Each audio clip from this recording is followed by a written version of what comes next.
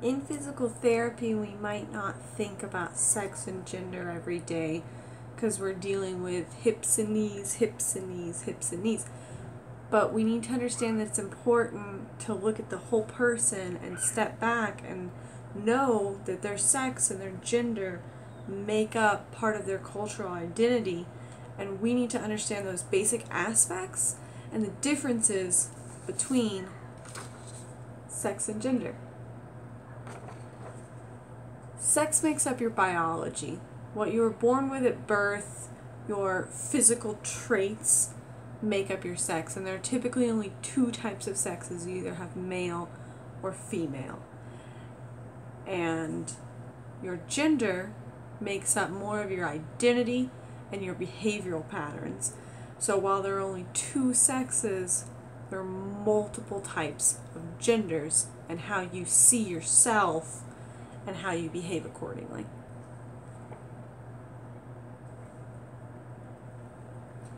So the big difference between sex and gender is understanding sex, again, is your biology. Women inherently can become pregnant.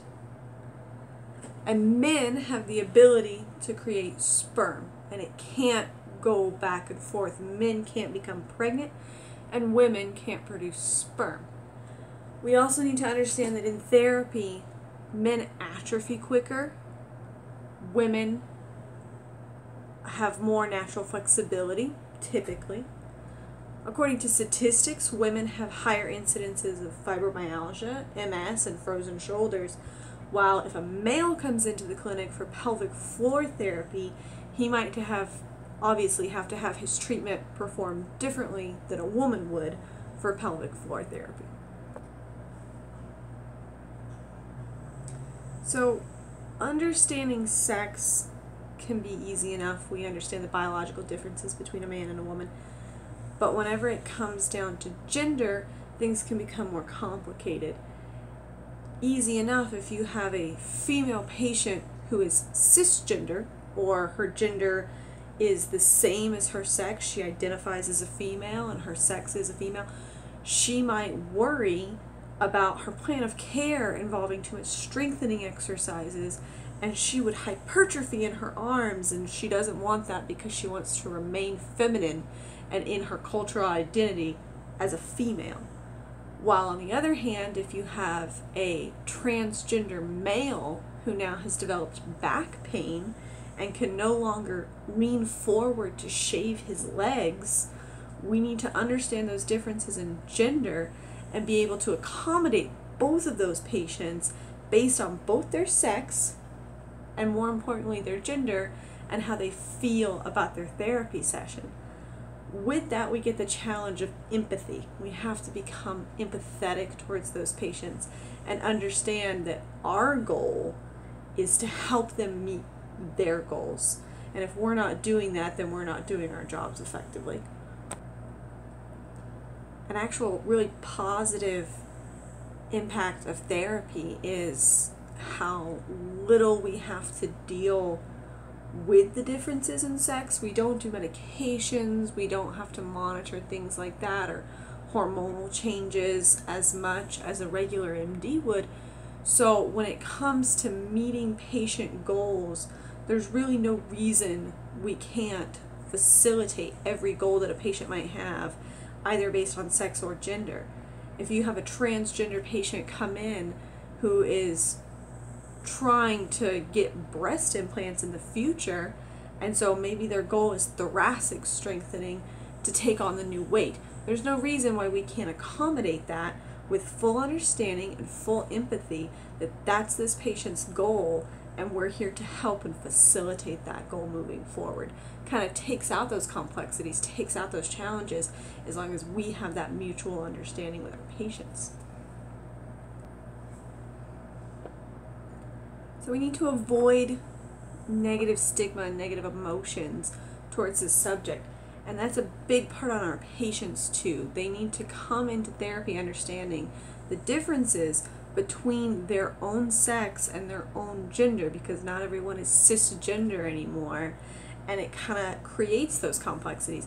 So if they have an understanding that, okay, this is my biology, I understand that, but just because of my biology, I might want my therapy to be carried out slightly different, and that's okay.